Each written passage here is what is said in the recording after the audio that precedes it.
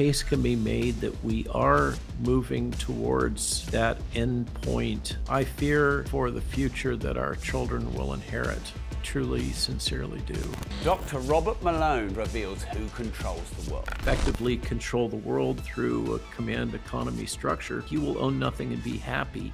If only everything, all resources were controlled by a small number of people, a small number of companies. We absolutely have some nefarious actors that have exploited what has occurred. They are the ones behind this and triggered all this. He holds nothing back in exposing Bill Gates. A whole lot of people made a whole lot of money on this. Our good friend, Mr. Gates. Every time I turn around, there I find the Bill and Melinda Gates Foundation looking at me. We have to move through some series of major economic boundary events. One of them happens pretty much now. Just before we dive into this rabbit hole, make sure you like this video, subscribe to the channel, and turn the notification bell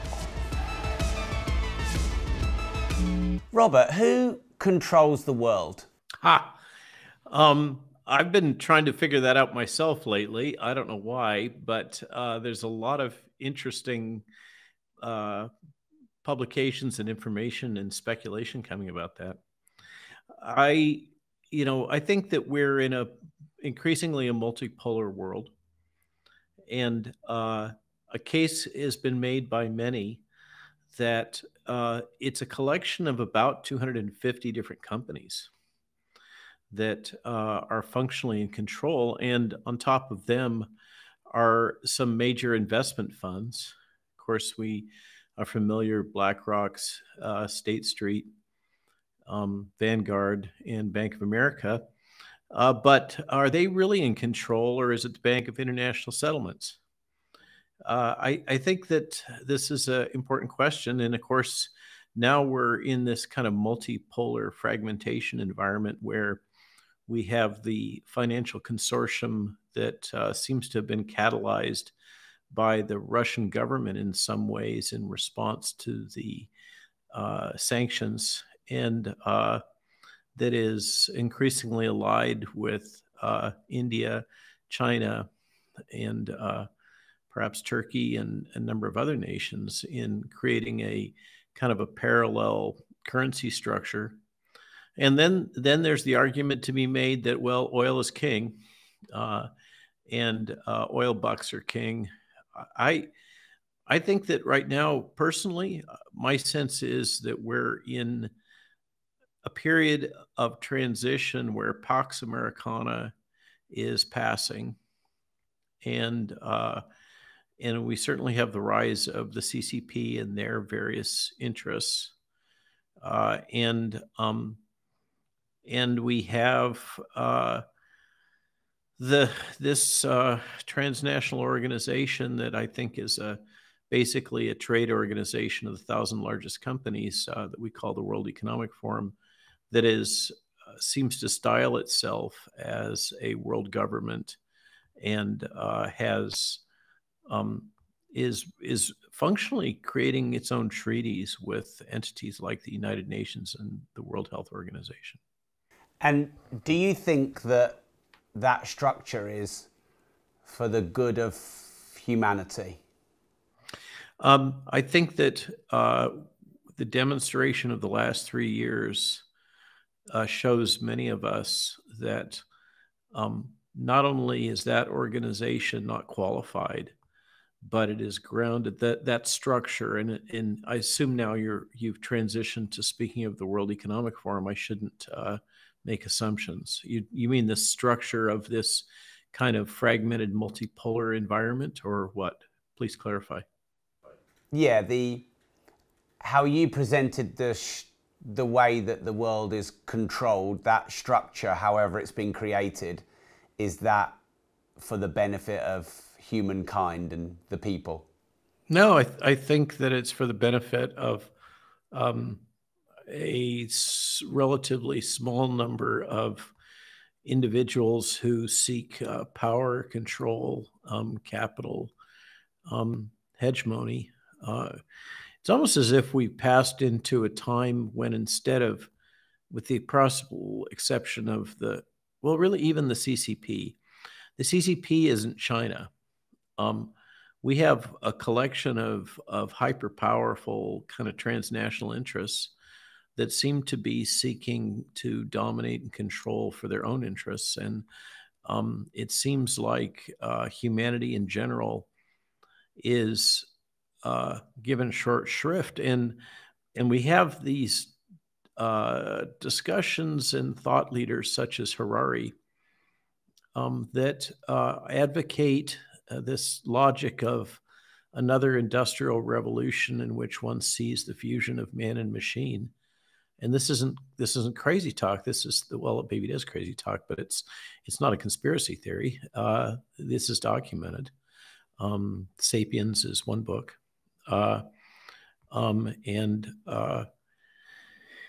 and these people seem to envision something that looks an awful lot like a dark dystopia out of the Wachowskis' imagination or something. It's some cross of Terminator and the Matrix, in which we have. And I think the other one I need to do a shout out with is Bruce Sterling and the cyberpunk genre that have envisioned this world of mechs and shapers, which is kind of the universe that seems to be foreseen by the German, British, and American military industrial complex, in which we have implantables routinely employed, and a combination of biomechanical modifications of humans and directed evolution or genetic modification as one vision for the future of humanity. It is profoundly egotistic. It's the hubris is almost overwhelming, but that does seem to be the logic. And it's a strange, having delved into this, the documentation from the German military, the UK military, the US military, particularly DARPA in this area of transhumanism. It seems that the logic is put forward that our opponents are already doing it, and the inference is that this is the Chinese Communist Party and People's Republic of China, have no ethical boundaries in performing this type of developmental work with human subjects, and therefore we must do it. It's kind of the same logic as mutually assured destruction and thermonuclear weapons. They're doing it, therefore we have to do it. Of course, then that provokes their belief that they have to do it, and we get into a circular escalation of this kind of technology, in which breaching well-established biomedical ethical boundaries is just considered kind of a casualty of real politic and war. A whole lot of people made a whole lot of money on this. Our good friend, Mr. Gates. Every time I turn around, there I find the Bill and Melinda Gates Foundation looking at me. We have to move through some series of major economic boundary events. One of them happens pretty much now. I'd like to come to the convergence of man and machine and AI in a moment, but what would be a better, more utopic, not dystopic world order? I think that, I think we have a number of major axes going on here that, in order to answer your question, we need to kind of set the stage, or at least give some framework to be able to start to shape our imagined world, our intellectual world, our own ability to process what's coming at us or being forced on us. In my mind, we're increasingly the logic of a lower upper middle class structure is obsolete, and that we're increasingly in a world of physicals, virtuals, and overlords.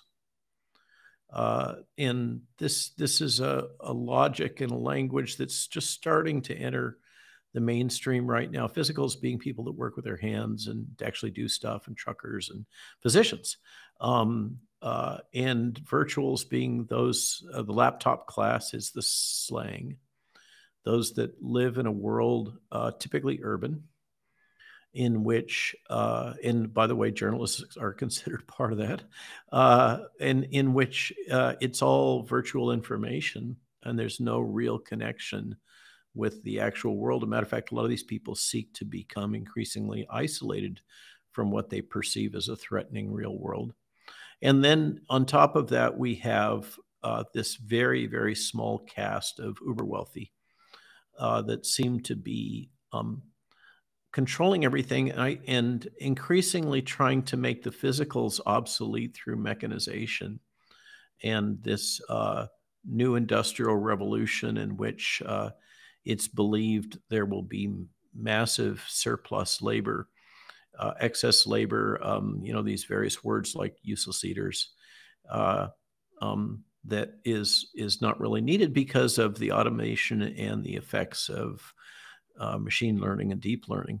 And I think what the laptop virtual class doesn't recognize is that those folks at the top, which I referred to as the overlords, they're just as soon glad to get rid of the virtuals also.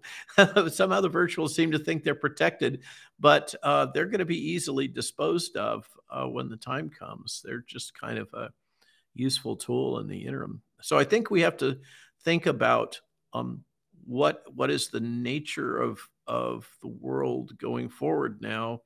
And another key axis in this is the belief system that really goes back to the 40s or before. UN Charter is very much grounded in it. The World Health Organization Charter is grounded in it, which is the belief that it's necessary in order to solve the world's problems that we migrate to a global government, and that the idea of the independent nation state is obsolete and it's a barrier to solving the world's problems. That's kind of that package. And of course, that's a core thesis in the what has been pitched as global warming, but increasingly the fallback position is climate change, because the data aren't looking so good in terms of being able to justify it as global warming, whether that's the effects of the volcano in the southern hemisphere or whatever, but the data are not coming in the way they're supposed to.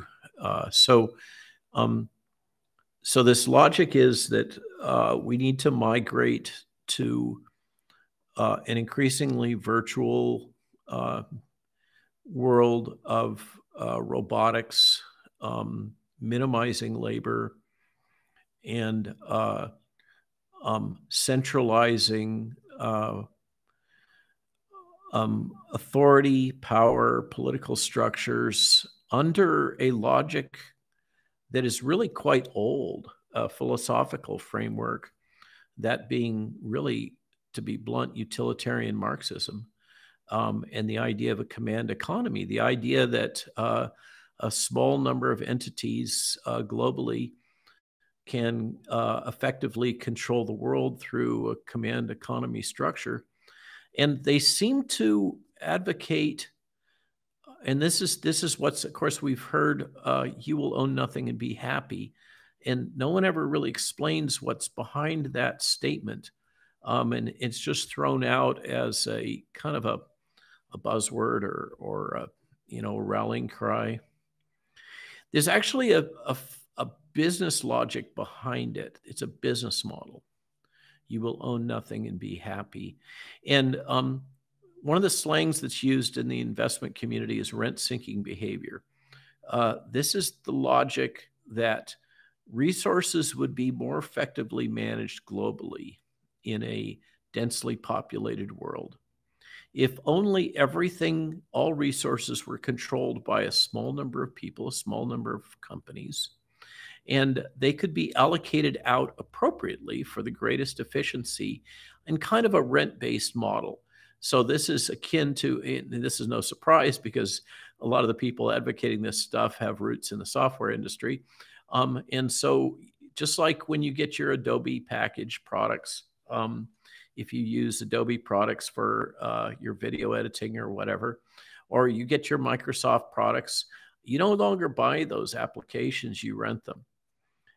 And so if you understand how, most of us have had to get Microsoft Word or whatever, and we're familiar with that kind of rent-based model. That's the vision for the entire world, that all resources should be managed in that way. So to touch on a topic, you wouldn't own your Tesla. You would rent your Tesla or lease your Tesla. Or, for instance, if you're a Porsche aficionado right now, you can do a deal with Porsche to allow you pay a premium, but you can go pick up whatever Porsche you want and drive it for a while and then turn it back in and get another one. That's the kind of business model that is behind this statement. You will own nothing and be happy. But it's grounded in a belief system that we need to have a smaller population. We cannot overcome the obstacles that we face globally in terms of resources. This is Malthusianism, right? That the idea that there's limited resources and people, we cannot innovate our way out of our box. We have no other pathway other than to reduce the global population. And this, of course, feeds into that other main meme that is so intimidating and frightening, which is global population reduction, which we hear so much about. And there's all this jibber jabber that vaccines are intended as a depopulation weapon. I'm not there, despite my having been black-pilled in so many other ways. But what is your thoughts on the intention of the vaccine? So I've spoken about that lately in a couple of lectures. One I gave in Florida about a week and a half ago, and another one I gave in Richmond, Virginia. And I have those on my Substack, so folks can listen to the long version. And of course, this plays into the meme that I'm controlled opposition and I'm just making excuses for the global predators and the CIA, et cetera. So I'm just acknowledging that some of my detractors will say that. Be that as it may, I can't say what's going on in Tony Fauci's head, just to use one example, or Klaus Schwab's. God knows, I have no idea what goes on in his head. I think it's whatever Henry Kissinger puts into his head. I think that's a little bit of an empty bag that gets filled periodically. But I don't know what goes on in people's heads. I can't. I'm not a mind reader. And I, in the book that we're just about to publish, it's in the very last copy editing, we kind of walk through a lot of different hypotheses. And I really think that what we're dealing with is a multifactorial condition in which we have we absolutely have some nefarious actors that have exploited what has occurred here. And this includes various players involved in the global financial system.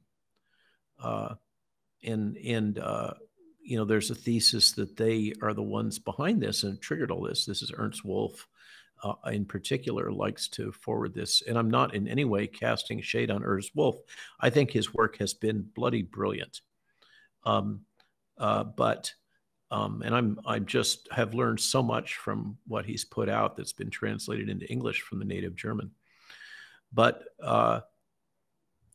I'm increasingly convinced the data are coming in, the information is coming in, that The Wuhan Institute of Virology was undercapitalized, running on fumes, under pressure. This is no excuse. Didn't have adequate safety protocols, and was messing about with things they should never have been messing about with.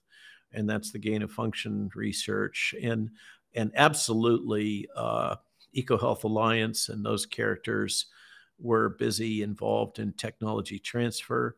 And there's no question that Defense Threat Reduction Agency, I've heard this directly first person, U.S. DTRA has been and continues to be funding the Wuhan Institute of Virology. We have the documentation that NIAID has that'll come out in hearings if the election flips. But it looks like that's the smoking gun. This is an engineered pathogen. I wouldn't call it a bioweapon, but it could well be. There's the Chinese Communist Party history of development of bioweapons goes back to when they assimilated part of the Japanese bioweapon program that was so successful in World War II. Of course, the other major part of that Japanese program got imported lock, stock, and barrel to Frederick, Maryland, and other nefarious places in the U.S. as USAMRIID and as kind of the launching point for the U.S. biowarfare capabilities. So I'm not in any way saying that the Chinese are the only bad actors here, but their weapons program, bioweapons program, absolutely does have roots in the nefarious Japanese biowarfare program. And by the way, Bobby Kennedy's new book delves into this deeply, where he looks at the origin of the and the Wuhan lab and the cover-up. So it seems to have leaked out sometime fallish 2019, maybe a little earlier than September, probably through some breach of containment protocol. I'm not convinced that the CCP intentionally released this into the beating heart of their industrial sector. That just doesn't make any sense to me at all. I am increasingly compelled that once it was out, the CCP exploited that, and they actively pumped propaganda into the White House through a variety of channels that are now increasingly being revealed. I'm increasingly of the belief that my former colleague Michael Callahan, CIA agent, MD from Harvard, that was in the area early in 2020, if not late 2019, was subjected to Chinese propaganda. They knew who he was. They knew what his background was. And I can't imagine that the information that he encountered was not carefully crafted, even though he wasn't aware that and didn't believe that to be the case. He brought back to the United States a sense of crisis and alarmism that played a key role in advancing a lot of the mistakes that happened here. And then we also have Mr. Michael Pottinger, who had deep roots in China and appears to have also had intelligence roots through his time with Michael Flynn. He's a China hand. So I think there's, the evidence is coming out that the dying on the street and the rapid manufacturing of the hospital complex and all that stuff was propaganda, still being sorted out who pushed it. Was it actually the CCP or was it enemies of the CCP? That's still pretty cloudy. So there's that agenda. The CCP seems to have played a role, whether it was intentional or reactionary, exploitative, in fostering a group of policies that caused the West to destroy their own economies. It was a masterwork. If that is what they did, it is one of the great successes in many people point to Sun Tzu, the application of Sun Tzu's logic in asymmetrical warfare. And there's no question that the policies, which are very much the China model, were deployed throughout the West and caused enormous harm. But then there's also such clear evidence that the central banks of the world, including the Federal Reserve, which many people don't appreciate, are privately owned. They are not national. They were facing a monetary crisis akin to 07, 08 in 2019, and they had a liquidity issue, and the events that transpired allowed them to inject massive amounts of capital. And we never hear the words anymore. You remember, it was just a few months ago, the cool hip thing was modern monetary theory, MMT. You can rack up as much debt as you want. It's not going to have any impact. And then suddenly the bills come due, and Rishi, I guess, is now the bag holder there in the UK. We'll see how that goes for him.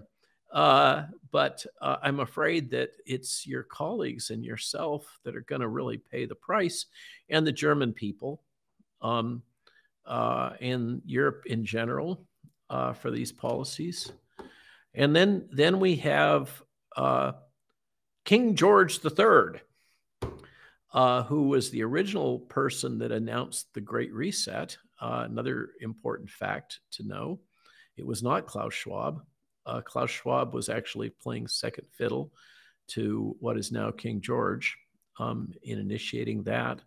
So that the Great Reset agenda, which has a strong financial component, seems to also have been brought to bear into this largely manufactured crisis, it now appears, involving a gross overestimate of the risk of the.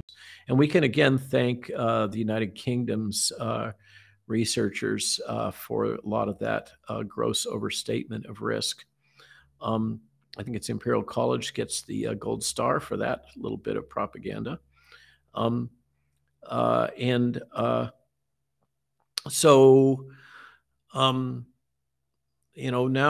we're on the threshold of the Bank of International Settlements has test fired central bank digital currency, which they want to couple with digital IDs for everyone. That was everyone's concern, that the passports were just a kind of a sneaky point of entry to a digital ID. I don't have any direct data. It's just circumstantial, but it's very convenient.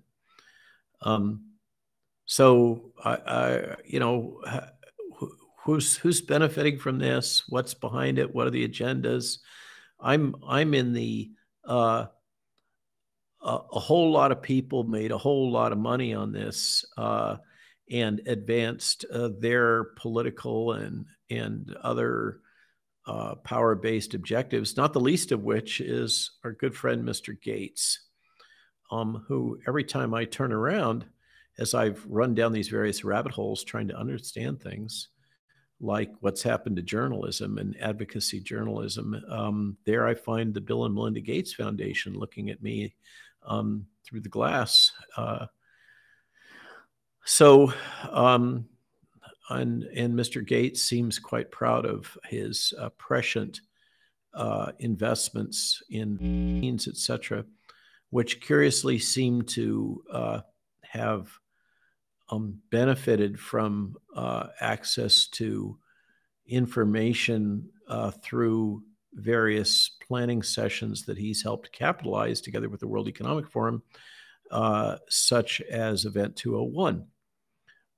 Which I think his capitalization of these planning scenarios is absolutely not benign. I think at a minimum, it has the appearance that he is using his capital and his status and the guise of his nonprofit philanthropy to develop intelligence that he then employs in his other business activities. What are those other business activities? What other business activities? He has a variety of funds that invest in vaccines and green energy and farming and meat alternatives, and it just kind of goes on and on and on. But it seems to circle largely around.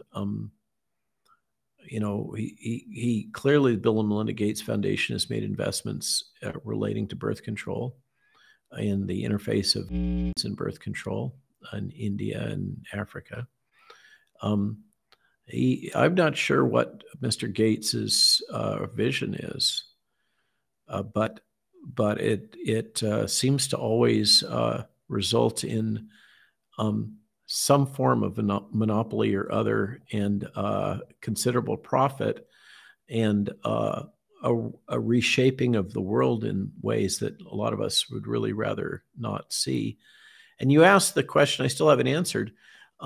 What's the alternative? What's the way forward? I think personally, I'm increasingly a fan of decentralization.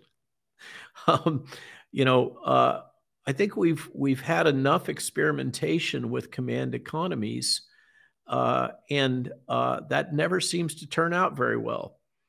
And the logic now seems to be that, well, the problem with utilitarianism and command economies has been that we just didn't have enough data and enough tools to process all that data. And now we've got these cool new things like machine learning and deep learning, artificial intelligence, et cetera, that now if we just had enough data from everybody in the world, we could run that into our massive, metaphorical spreadsheet and really figure out how to make the world hum on rails.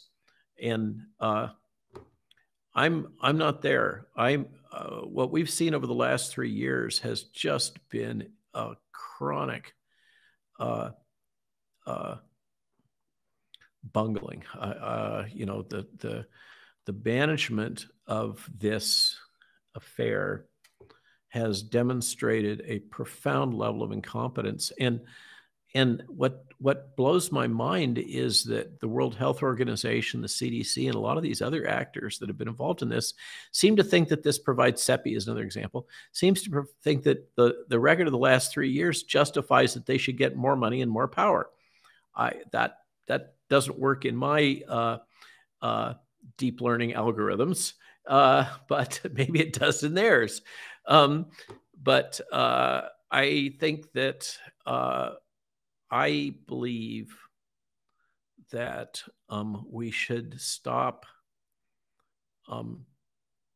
defining humanity using the language of economics. I think we should stop defining human beings as economic entities, as numbers on a spreadsheet. I think we are so much more than that. And I think we need to, have you noticed the death of the arts? Who cares about the arts anymore? It's all about how rich are you? How much money can you make? Your jet, your boat, how fancy your car is, what you got in the bank, how much power you have. What happened to the arts? What happened to community? What happened to spiritualism? What happened to commitment to our children, to commitment to education, commitment to future generations? All this talk about green living and the green world, but I don't see much evidence of that. I see a whole lot of talk and exploitation of things like nitrogen loads in Dutch farmers as ways to justify other agendas. And I personally, I think that the folks that have been advancing these agendas have been doing so for so long, and they've amassed such massive amounts of capital that they are going to have their way with us to some extent. And the question is, what can we do about it? And I think it's kind of time to hole up. And suddenly the preppers don't look so crazy. I think that building skills for self-sufficiency and absolutely committing to community and working through what does that mean. What I've seen, because I've been traveling a fair amount, including internationally, is the rise of communities, special interest communities, resistance communities that are existing within the structure of the established political economic umbrella. And when in Ireland, in the UK, in Italy, in France, and now to some extent in Austria, and then of course in Africa, they kind of don't care about the Westerners anyway. They live their own lives and they're busy doing deals with the Silk Road business with China, bless their hearts. So I think that for those of us that value freedom, and Matthias Desmet teaches that's probably only about 10% of the population. The rest want to be told what to do, unfortunately. For those that care about personal freedom, liberty, sovereignty, it's kind of time to think global but act local. When you Google your name, Robert, Google doesn't. I could just pause there. Please don't use Google. There's so many better search engines. The Google, I am toxic. I'm toxic on Facebook. My name alone. Right. So why are you toxic on Google and Facebook? Well, I would refer you to Silicon Valley to answer that question. Google seems to have really gotten bent out of shape when I said these 4 words on Joe Rogan. You'll recall December 31st of last year, mass formation psychosis, or I guess it's 3 words, mass formation psychosis. So what that triggered was folks looking into what has been done to so many of us in terms of information manipulation and thought control. And the role of both corporate media and tech in facilitating that, in collusion with larger corporations, as well as the governments, Western governments, the Five Eyes Alliance. And so, I think it's been, I think a case can be made well, let me just say, there was a paper just out yesterday published in the journal called Minerva, in which some Israeli and American social scientists, et cetera, did a series of surveys of physicians and medical scientists that have been subjected to the same processes that I have, in some cases even more severely, in some cases less. And they've all had similar experiences, and it has followed a pattern that's well established for quenching dissent. It's a pattern that is of defamation, censorship, etc., that they document quite well, that has been documented in prior academic publications over many years and seems to have been deployed systematically here. And so I guess it might be that in part, because I was out front on a lot of things, I got hit earliest and hardest. So that's one. Just I'm not whining or complaining. I'm not saying that it's not fair. None of this is fair. But certainly the aggressive editing of my Wikipedia page by a pseudonym sock puppet that seems to be closely affiliated with British intelligence and has remarkable 24-hour productivity and has edited similarly the Wikipedia pages of many in the medical freedom movement and anybody that speaks in favor of things like hydroxychloroquine, ivermectin, or early treatment or alternatives, etc. All seem to have had the benefit of the same heavy hand in either writing them out of history, destroying their reputations, or whatever in Wikipedia. So there seems to be a strong intelligence community component to this. And in coordination with these large corporate entities, in cooperation with entities in the US government.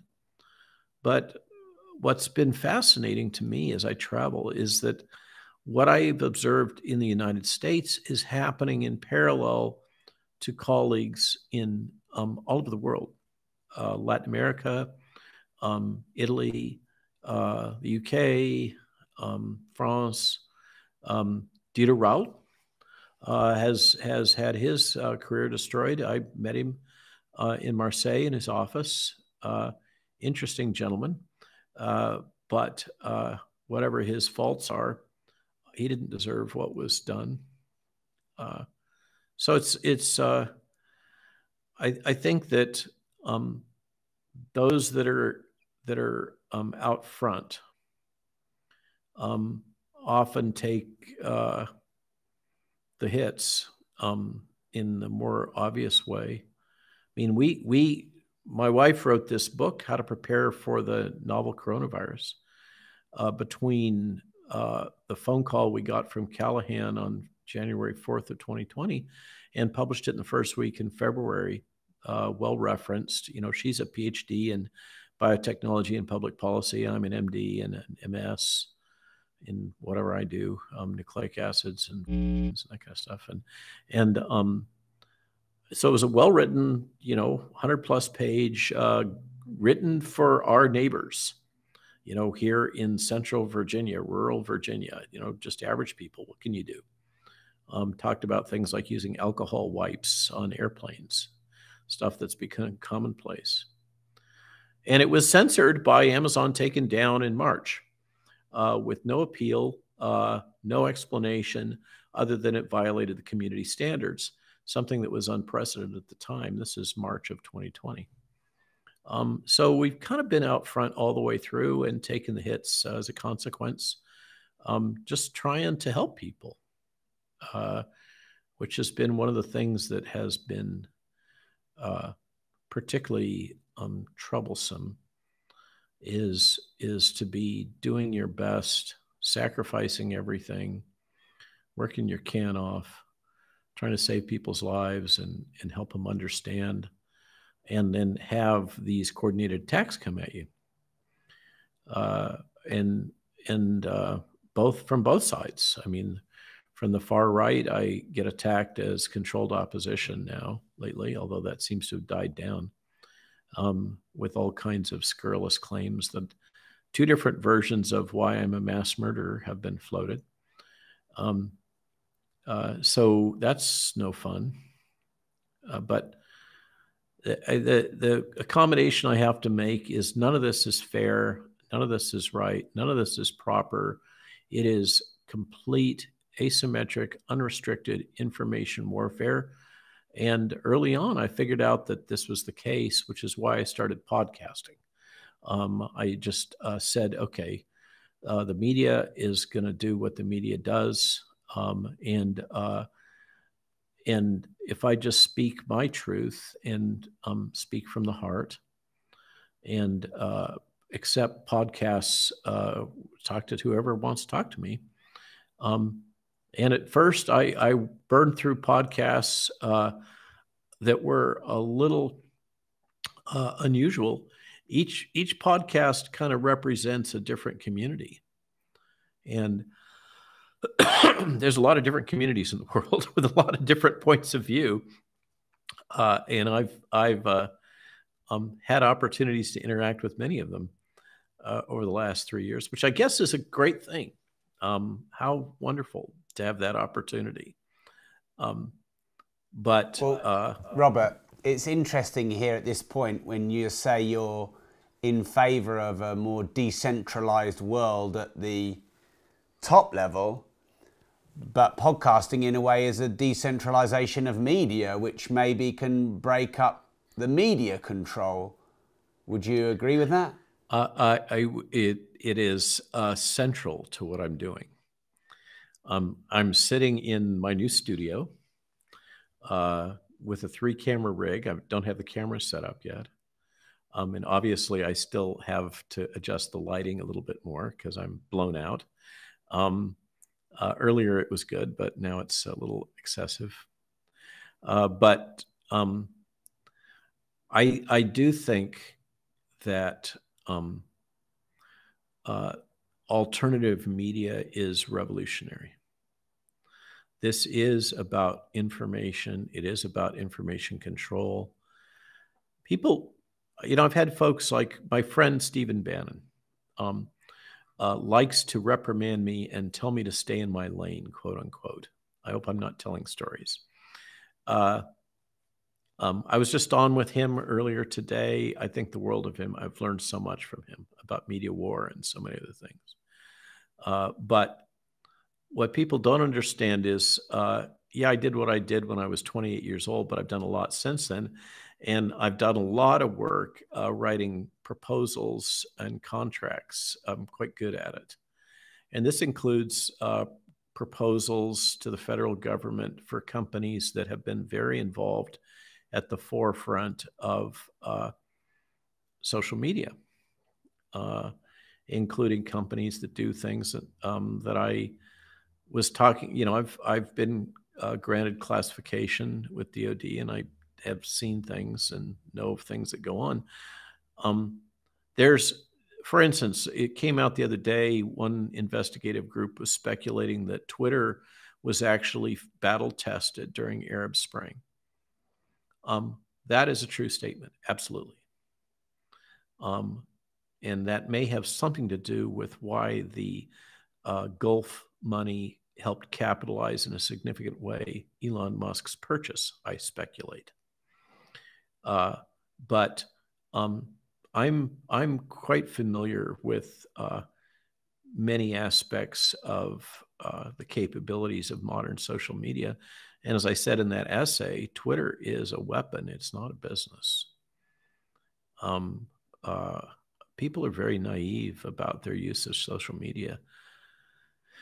But alt media like this, what we're doing right now, I saw, was it Pointer Institute, so one of these organizations that does forecasting for corporate media, put out a report at the end of last year that I found fascinating. And they bemoan the fact that mainstream corporate media is dying.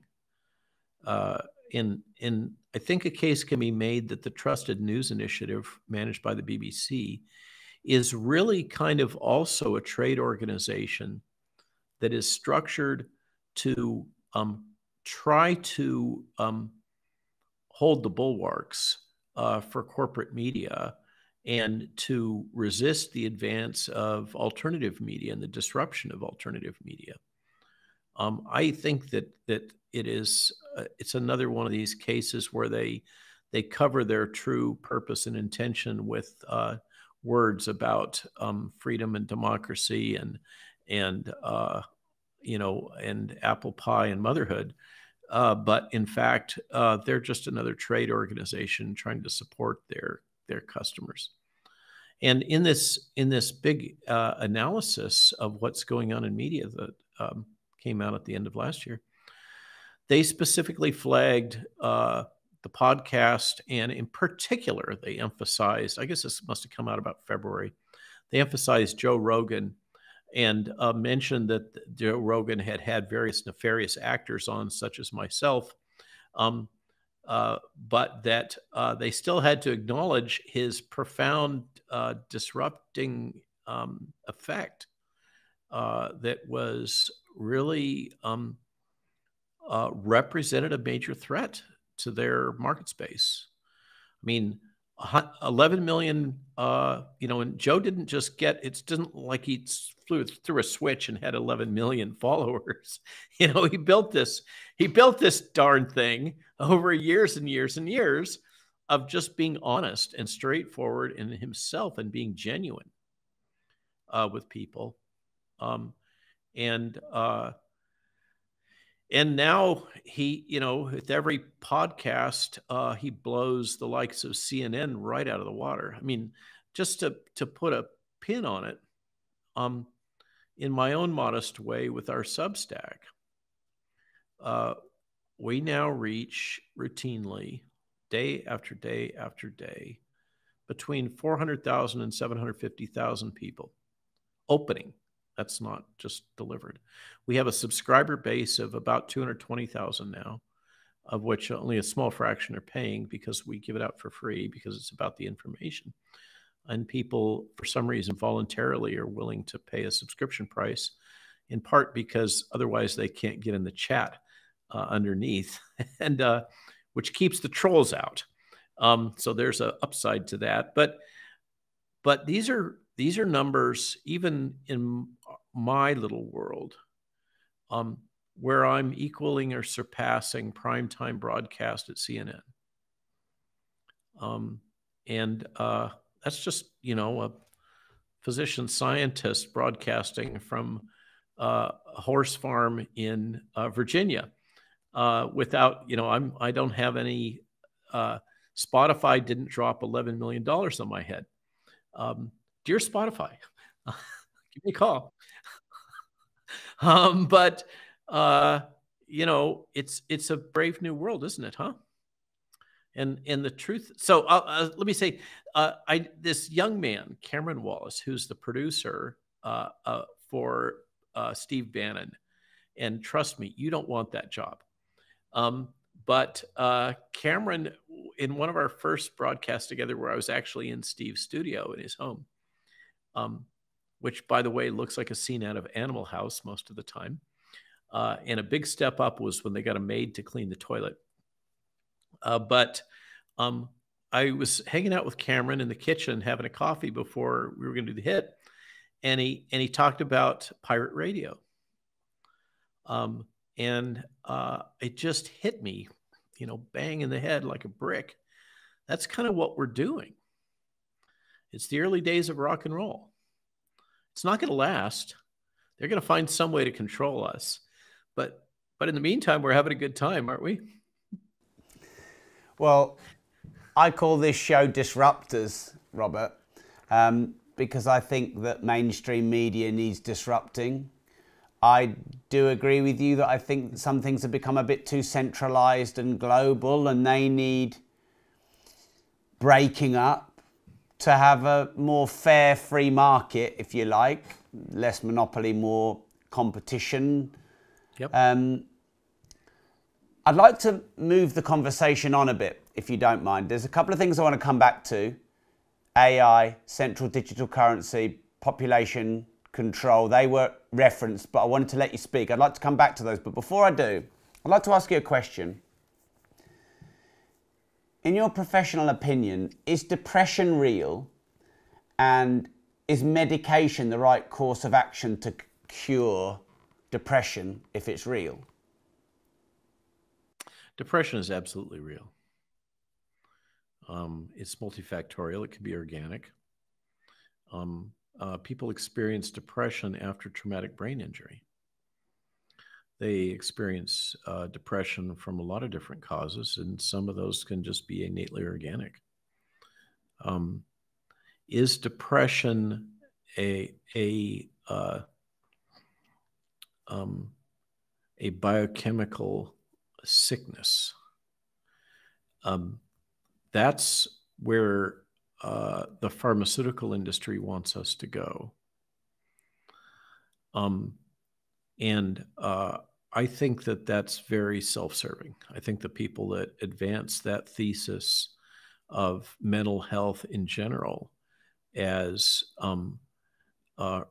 a biochemical imbalance, as a master kind of global model for mental illness, often have a vested interest in promoting that model. I think that depression is too broad of a category to speak about it in a global sense. Is it a thing? I think it's, I'm always torn. Am I a splitter or a lumper? In the case of depression, I think I'm a splitter. I think there's a lot of things going on there. Sorrow and grief which can be interpreted as depression, are normal human psychological responses to certain types of stress. And to those that don't experience those things are typically psychopaths. It is a fundamental part of human bonding to experience loss and grief. And those that don't, I think, are dangerous in various ways because they are able to not have empathy. They're disconnected from the rest of their human and animal. They're disconnected from the world. So is chemical modification. I don't want to go all the way to say that we should not there should not be any pharmaceutical interventions available or other bioelectrical modifications. But many people experience relief from depression without having to resort to chemicals.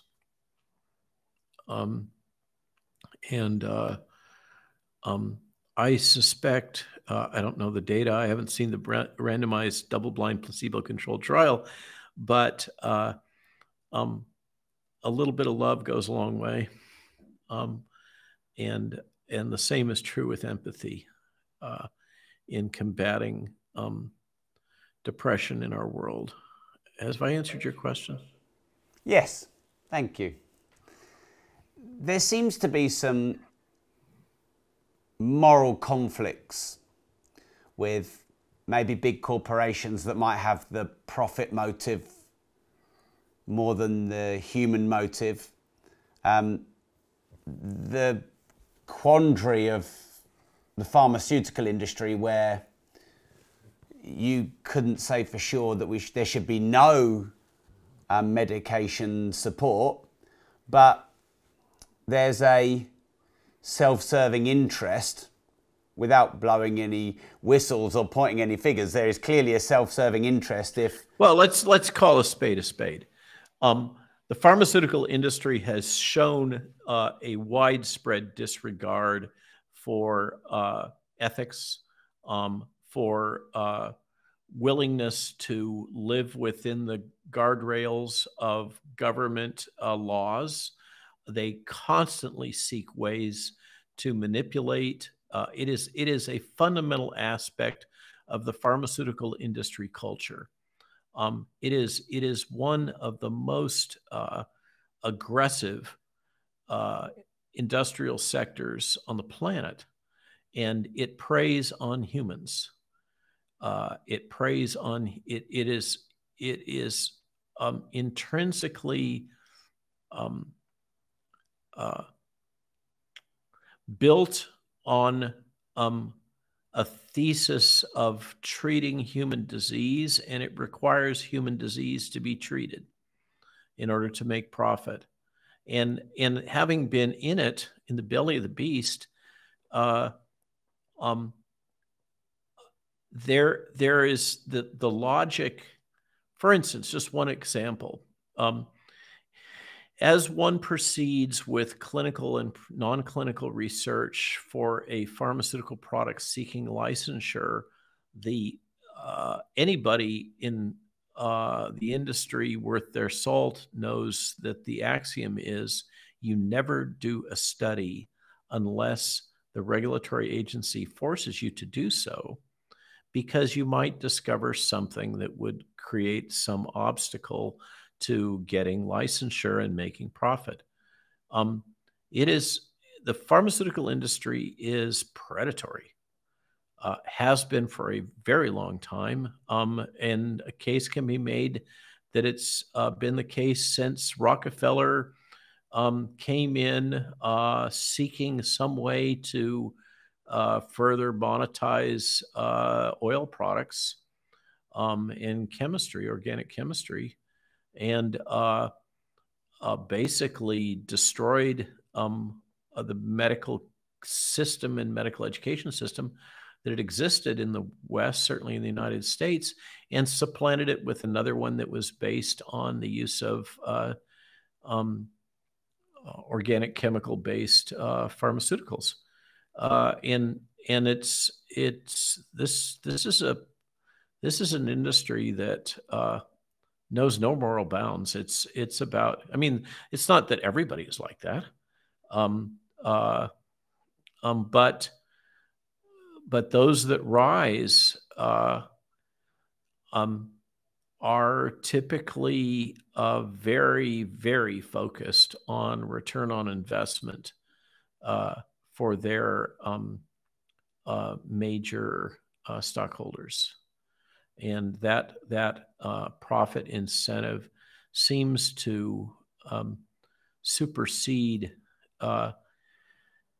anything else. And you know, they can talk until the cows come home about ESG scores, but the proof of the pudding is in the eating. It's in their behaviors. It's in their fines.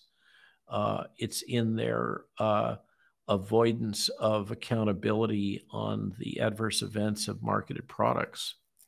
And the whole world has seen this. If they weren't aware of it before, we've now lived through 3 years of a demonstration of that. When you say we've lived for 3 years in a demonstration of that, do you mean the... Correct. And not just the, but the obfuscation, obstruction of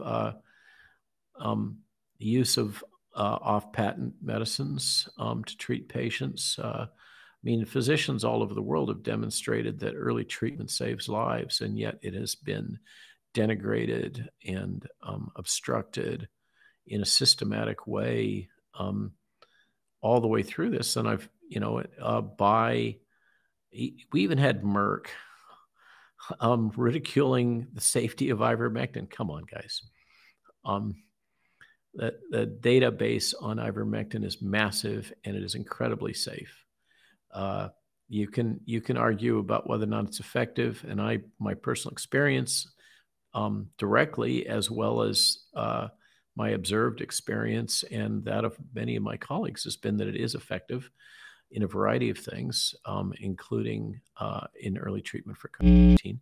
But you can't say that it's not safe.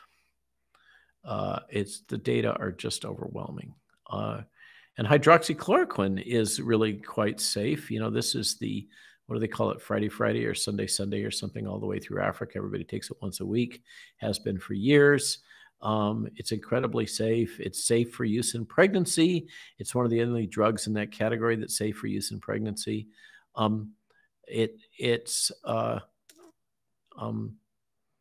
The evidence of pharmaceutical industry manipulation of this entire response landscape is overwhelming. Let's do a quick fire round, Robert. There's so many more questions I want to ask, but you've probably got something to do this week, and we could be here for a week. So maybe you could answer these in 15 to 30 seconds. I'll try. It's not my usual style. Well, then it might be fun for you. Challenge. People tend to enjoy the quick fire rounds. This is, I think you'll be up near. Shoot away. All right then, great. Is Bill Gates a net positive for humanity? No.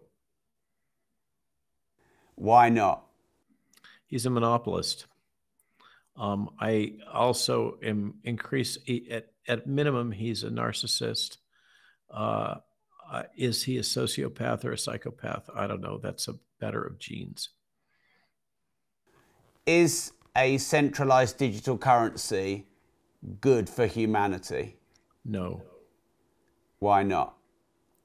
ESG scores and direct control, it reduces the friction in retaliation, as we saw with Justin Trudeau and his finance minister.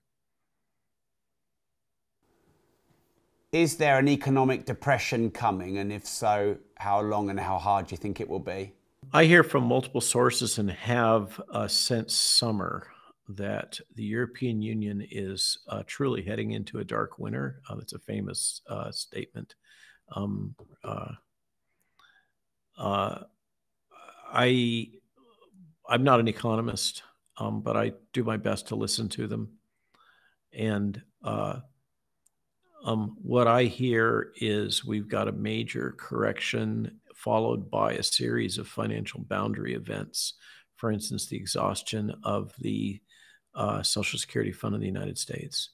And this logic of modern monetary theory that has led many European states and states all over the world, including the United States, to inflate their debt indebtedness is going to result in a major correction. This is part of the logic for why to advance central bank digital currency is there truly has to be some sort of a great reset because the debt levels are unsustainable.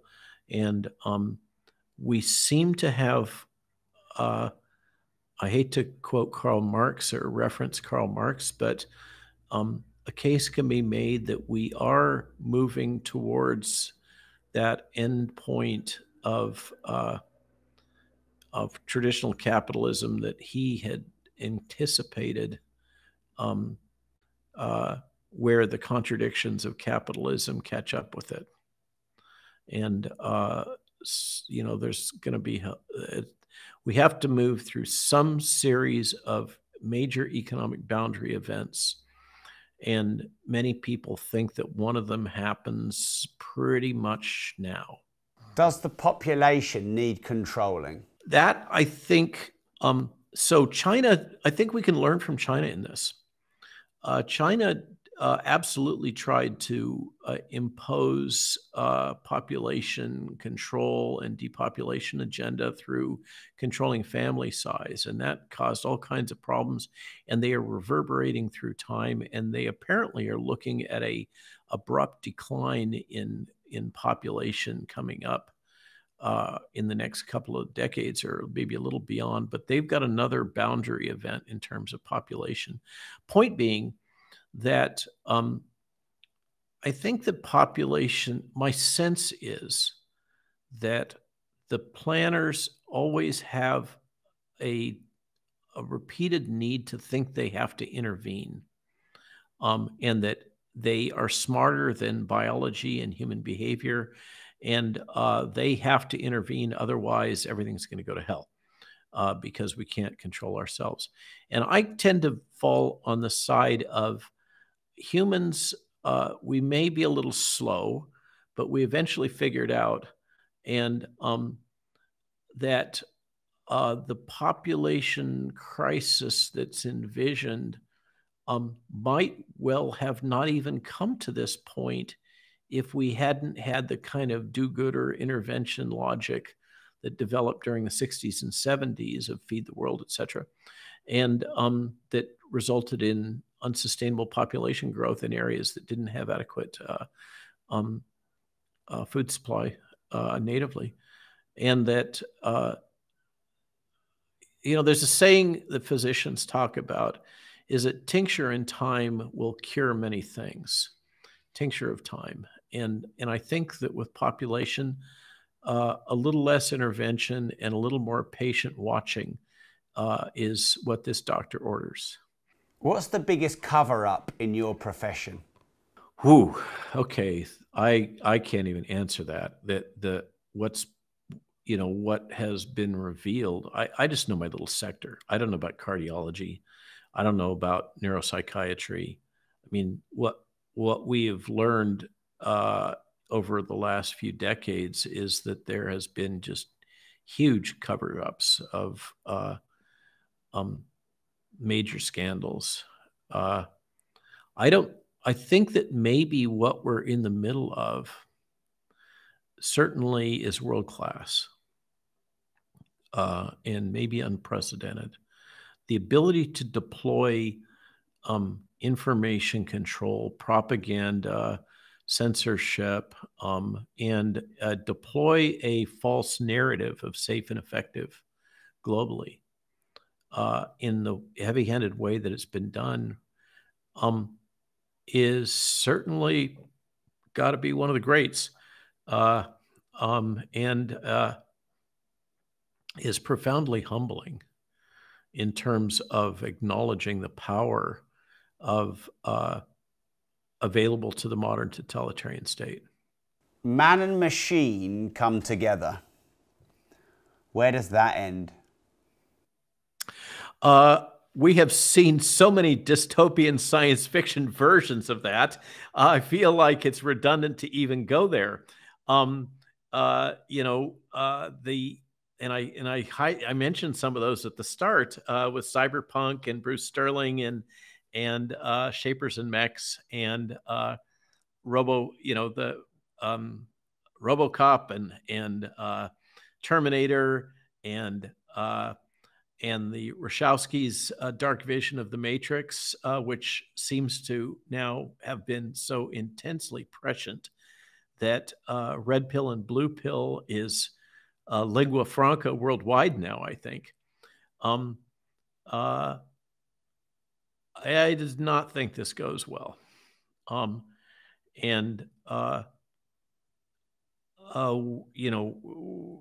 Musk is currently being portrayed as a great hero of free speech, but Mr. Musk is also the largest defense contractor in the United States, has Starlink and Neuralink coming up, and Twitter is a weapon.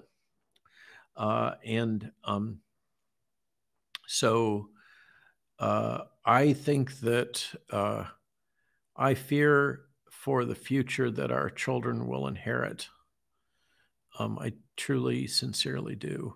And I just want to give a shout out to the great UK artist, commentator Bob Moran, who somehow manages to capture a brilliant insight with his little strip on a daily or weekly basis. He just seems to have a way of penetrating into the underlying truth of things. But I do think that the idea of I don't know who's pestering me now. The idea that we can artificially, that we have sufficient knowledge of biology to proceed with blithely in modifying human evolution genetically and mechanically is the most profound hubris I can imagine. And why? Why do it? We're incredible organisms. We're almost limitless. We have not even begun to explore the wonder of our minds, of our collective minds. Why do we have to move into this bizarre vision of biomechanical and neuromechanical and neurophysiologic, you know, this is like a Silicon Valley oligarch's wet dream. But I don't see it. Is Elon Musk a net benefit to society? I think the jury's out on that one. And of course, I need to acknowledge my conflict of interest. I would like to be let back on Twitter. Thank you very much. It would help me build my Substack. If it's a different Twitter than has existed in the past, I think the place has become a sewer, surpassed only by Telegram. And I don't go on TikTok, so that might be even worse. I don't know.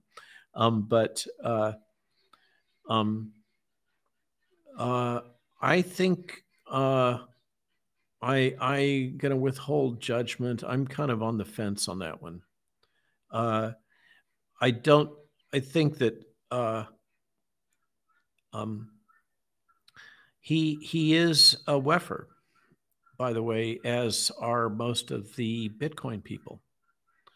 You know, they talk the talk of being revolutionaries, but in the end, most of them seem to have been co-opted. Is my sense. This whole thing has brought me into that world. I've had the chance to hang out with the whales, which I'd never imagined that would be part of my life. And they're not all that way, but a lot of the thought leaders are very much aligned with the World Economic Forum and with the possibility that they might make oodles of money in converting their cyber decentralized digital currency into BIS, central bank digital currency. So I just don't know. Elon and what's the other one that his buddy from PayPal days that runs Palantir. I'm not entirely sure about him either. I think that folks, when they get that wealthy,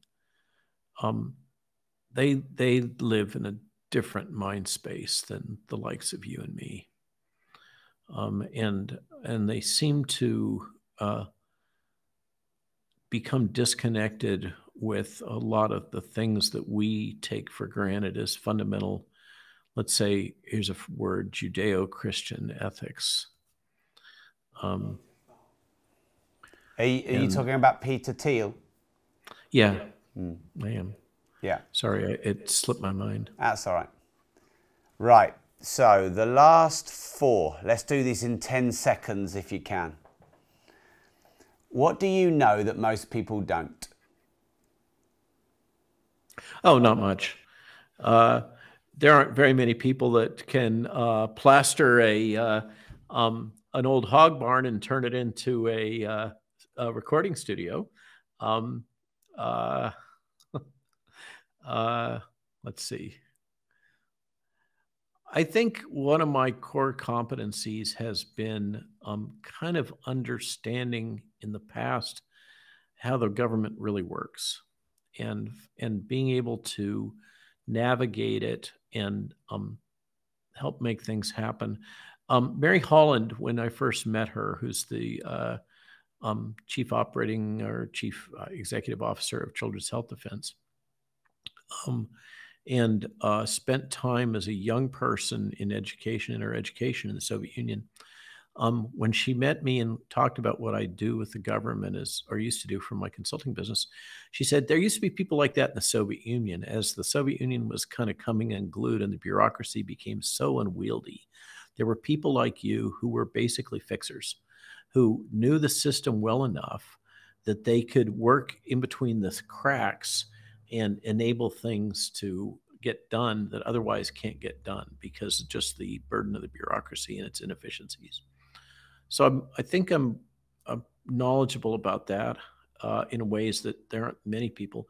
There aren't too many people that understand this spectrum of the discovery science world in biotechnology, all the way through licensure, because there's a group of separate cultures.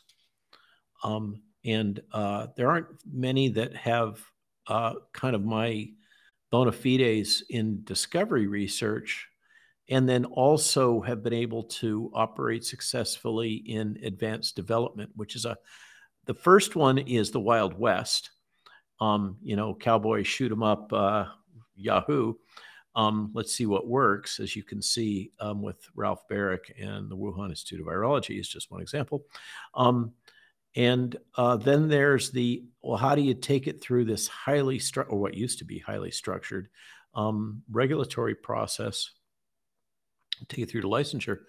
I'm one of those few that kind of gets all of that and gets the government and gets small business startups and raising capital. I've done biotech startups. I've spent too much time talking to Sand Hill Road investors, et cetera.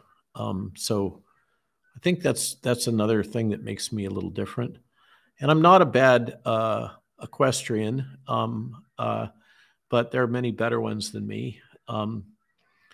But probably not too many people that can shoe a horse 1 minute and then talk about, I said shoe, not shoot, and then talk high science. What's the best advice you ever remember receiving?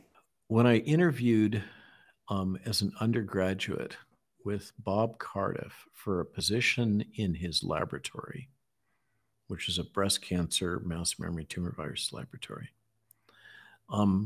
I was trying so hard to be humble. And he looked me straight in the face and said, ice cold, he said, "I have no time for false modesty." And that was kind of a you're no longer in Kansas anymore moment. And he still accepted me into his laboratory, but it's hard to remember sometimes for those of us that don't want to be seen as egotistical, that it is right and proper, and you do need to own your own core competence, and not try to hide it. There's this biblical saying, "Don't hide your light under a bushel basket." I think it's the same thing. What's the worst advice you ever remember receiving? Get an MD. I mean, neither of my kids have any interest in that. They're both computer scientists. I can't recommend any young people to go into modern medicine. Yeah, I'm sorry to say that, but it's really, really dysfunctional, and just the juice is not worth the squeeze. This show is called Disruptors. What does the word disruptive mean to you, Robert? So I'm biased because of all of the logic and language around investors and disruptive technology. I'm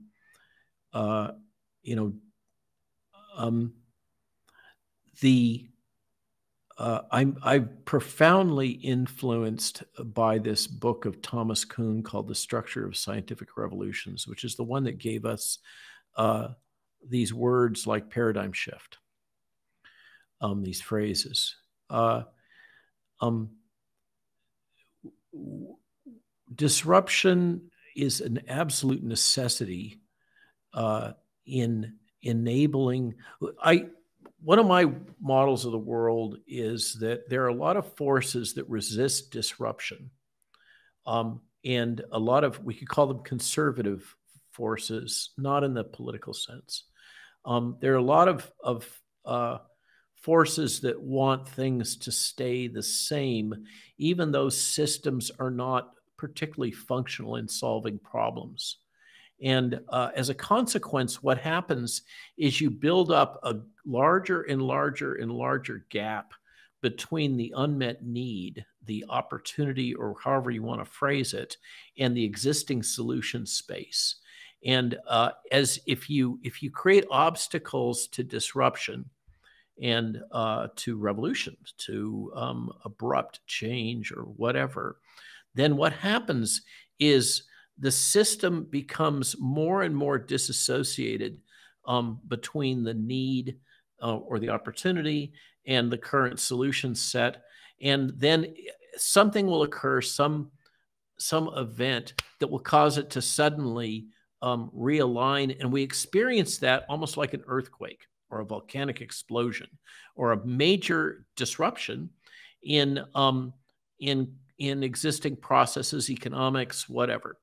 And I think that disruptors are super important to alleviate stress, this stress that comes as systems develop dysfunction or misalignment over time. And so that's, for me, disruption has to do with enabling change and facilitating change in a what can be a very constructive way. But if the forces are resisting that, it can be extremely destructive. Where can we follow you, Robert, and maybe get some of your research? And where do you want us to join to be able to be in your tribe? Ha! Well, tribe, that's an interesting statement and an important one. On the topic of tribe, what I've tried to say all the way through the last 3 years is don't take anything that I say as the gospel truth. What I'm trying to do is help people to access information, understand things that are otherwise confusing to them, and help them make their own decisions, interpret the information themselves. I think that is the best way to armor ourselves against these psychological and thought manipulation tactics that have been deployed on us. This is the best armor for all of us in the information war era, is to learn to think for yourself, learn what the logical fallacies are. And by the way, there's a great website called Your Logical Fallacy Is. It's not mine, but I recommend it. In terms of me, the book, The Lies My Government Told Me and the Better Times Ahead, should be coming out soon. It's in absolute last stage editing. Matter of fact, I should be working on that right now. And our Substack, we treat as a business. It's how I sustain myself now. And so we respect our customers, as I always did as a consultant, and very much value them. And we put out product daily. The term is used, content. We're generating a lot of content, I'm told. So that's rwmalonemd.substack.com. And those are the deeper thought pieces. And then the daily chitter chatter, since I'm summarily ejected from Twitter and LinkedIn without appeal and without warning, you can find me on Getter at rwmalonemd, Gab, and Truth Social. The Telegram channels that purport to be me are not me. So don't blame me for anything that goes on there. I want to say thank you very much for giving your time today, Robert. It's been fascinating to listen to you, and look forward to continuing to hear more about your work. Thank you, sir. And thanks for the opportunity to speak to you and to your viewership. Well, what did you think about that? We went down some rabbit holes. I'd love your thoughts. Let me know in the comments. Obviously, there's so much of this episode we could not publish on YouTube. I don't want to get cancelled too. But on rob.team, my private members area, we upload all the content from people like Andrew Tate and David Icke and Robert Malone that we cannot publish. So if you like the uncensored full episodes, plus a whole bank of content from me for less than 20 pence a day, and you can cancel anytime with no ongoing contract, go to rob.team. There's a link somewhere below. Before you go, make sure you like this video, subscribe to the channel, and turn the notification bell on. And remember this, if you don't risk anything, you risk everything.